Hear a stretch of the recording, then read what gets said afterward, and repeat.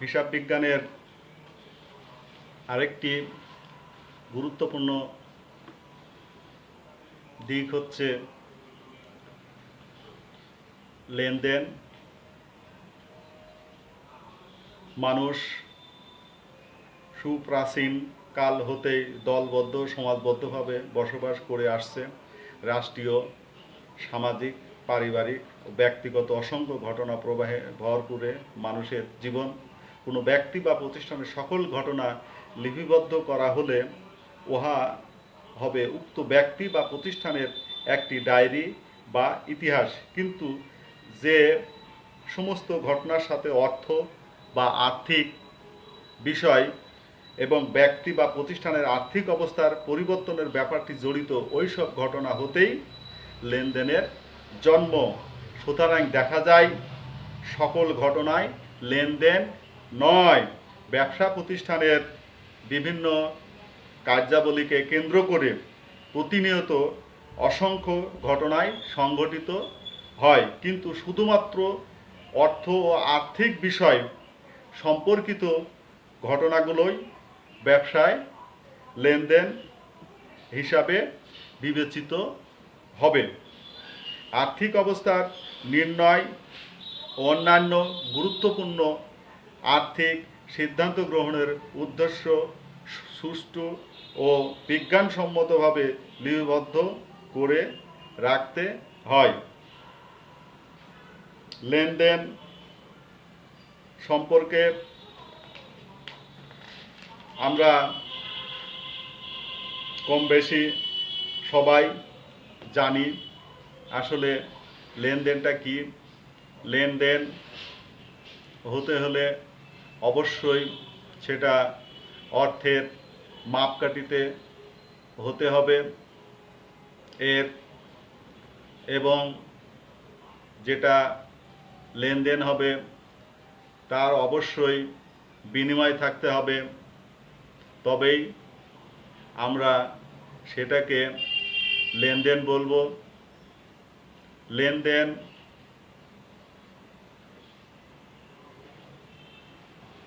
সম্পর্কে আমরা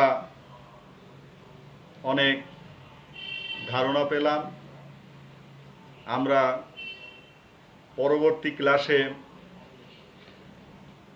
লেনদেন সম্পর্কে আরও বিস্তারিত আলোচনা করব। আমাদের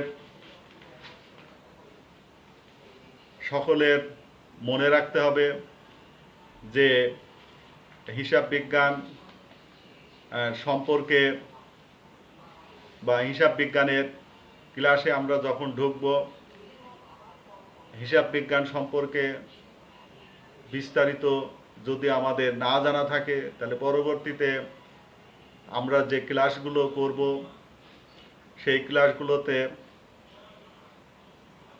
অসুবিধা হবে। জন্য লেনদেন সম্পর্কে এবং হিসাব বিজ্ঞান সম্পর্কে আমাদের অবশ্যই ভালোভাবে বুঝতে হবে। আজকে তোমরা প্রথম বর্ষের ক্লাসে এসেছো। আমরা হিসাব বিজ্ঞান কাকে বলে অন্ততপক্ষে এই জিনিসটা আজকে জেনে যায়। হিসাব বিজ্ঞান হলো কারবার সংক্রান্ত লেনদেন হিসাবের বহিতে লিপিবদ্ধ করার কলা কৌশলকেই হিসাব বিজ্ঞান বলা হয়। আমরা আরও জানতে পারলাম হিসাব বিজ্ঞানের ইতিহাস কি, হিসাব বিজ্ঞান কোথায় থেকে এসছে। প্রাচীন যুগ থেকে হিসাব বিজ্ঞানের সূচনা শুরু হয়েছে।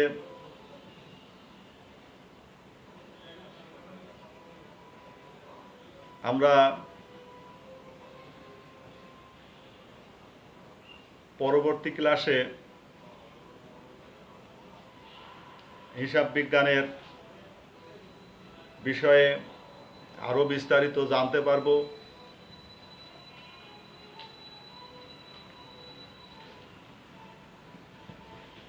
আজকের মতো তোমাদের ক্লাস শেষ করছি। আগামী দিন আমরা হিসাব বিজ্ঞানের অঙ্কের দিকে যাব। অঙ্কের প্রথম যে চ্যাপ্টার বা আমরা যেটাই বলি না কেন, প্রথমে আমরা জাবেদা দিয়ে শুরু করব। আগামী দিন আমরা জাবেদার উপরে আলোচনা করব এবং অঙ্ক শুরু করব। ধন্যবাদ।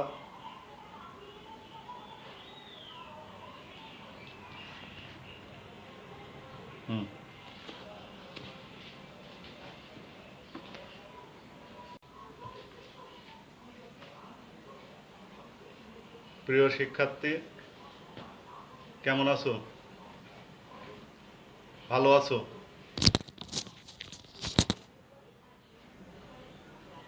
আমি মোহাম্মদ আমিরুল ইসলাম, সহকারী অধ্যাপক, হিসাব বিজ্ঞান, দৌলতপুর গার্লস ডিগ্রি কলেজ।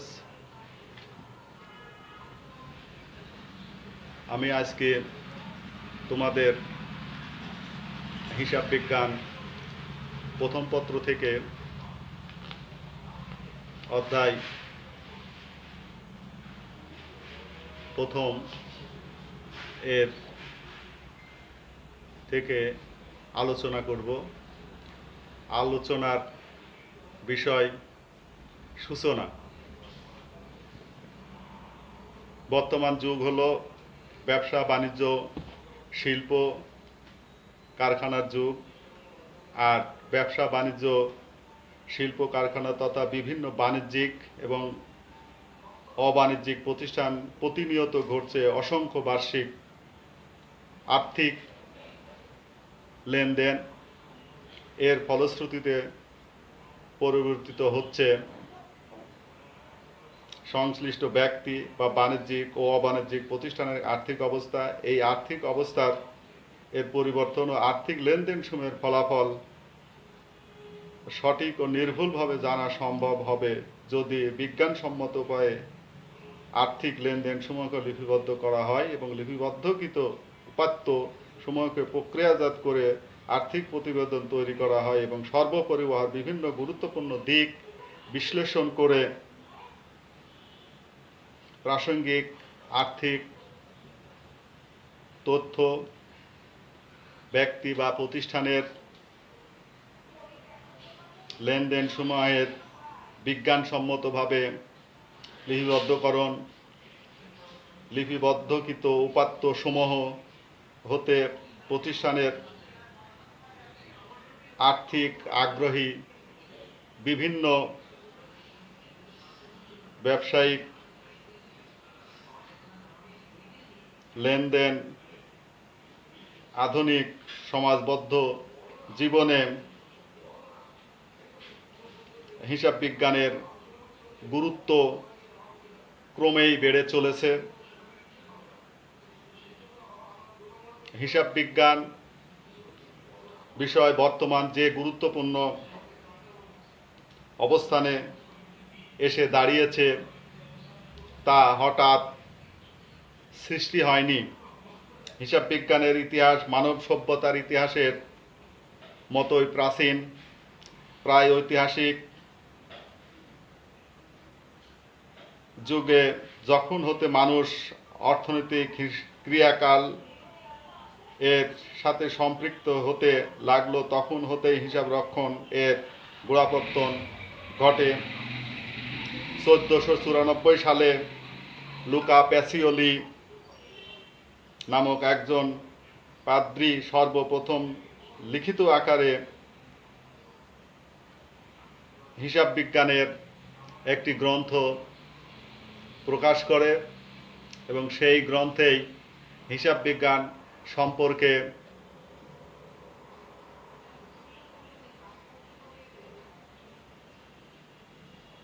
ব্যবহারিক শাস্ত্র হিসাবে উহাতে সংযোগ ঘটেছে বিভিন্ন রীতি নীতি কৌশল ও পদ্ধতি। তোমরা হিসাব বিজ্ঞান সম্পর্কে আরও জানতে পারবে। হিসাব বিজ্ঞান হচ্ছে হিসাব ও বিজ্ঞান এই দুইটি শব্দের সম্মিলিত রূপটি হিসাব বিজ্ঞান। এখানে হিসাব বলতে আর্থিক লেনদেন সমূহের গণনাকে বোঝায়। আর বিজ্ঞান বলতে কোনো বিষয় সম্বন্ধে সঠিক ব্যবহারিক ও বাস্তবিক বিশুদ্ধ জ্ঞানকে বোঝায়। সুতরাং হিসাব বিজ্ঞান বলতে কোনো ব্যক্তি বা প্রতিষ্ঠানে অর্থের মাপকাঠিতে পরিমাপযোগ্য আর্থিক ঘটনাসমূহকে প্রথমত লিপিবদ্ধকরণ ও পরবর্তীতে উহাদেরকে প্রক্রিয়াজাতের মাধ্যমে আর্থিক ফলাফল ও আর্থিক অবস্থার নিরূপণের জন্য আর্থিক প্রতিবেদন তৈরি ও উহার বিভিন্ন দিক বিচার বিশ্লেষণপূর্বক কারবারের পরিকল্পনা প্রণয়ন ও আগ্রহী বিভিন্ন পক্ষের সিদ্ধান্ত গ্রহণের জন্য গুরুত্বপূর্ণ ভূমি আর্থিক ও তথ্য প্রদানকে হিসাব বিজ্ঞান বলে।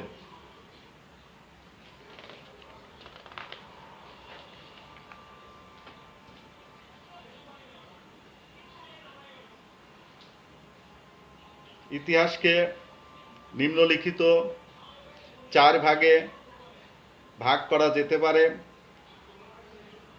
উন্নয়ন পর্ব, প্রাক বিশ্লেষণ পর্ব, বিশ্লেষণ পর্ব, আধুনিক পর্ব। এইভাবে আমরা হিসাব বিজ্ঞানকে বিভিন্ন স্তরে ভাগ করে বিশ্লেষণ করলে আমরা যে জিনিসগুলো জানতে পারি এবং বুঝতে পারি। প্রাচীন যুগে হিসাবের যে পদ্ধতি ছিল সেই পদ্ধতি এখন আর ব্যবহৃত হয় না। এখন আধুনিক যুগে হিসাব বিজ্ঞানের বিভিন্ন তথ্য উপাত্তের সঠিকভাবে নিরূপণ করা হয়।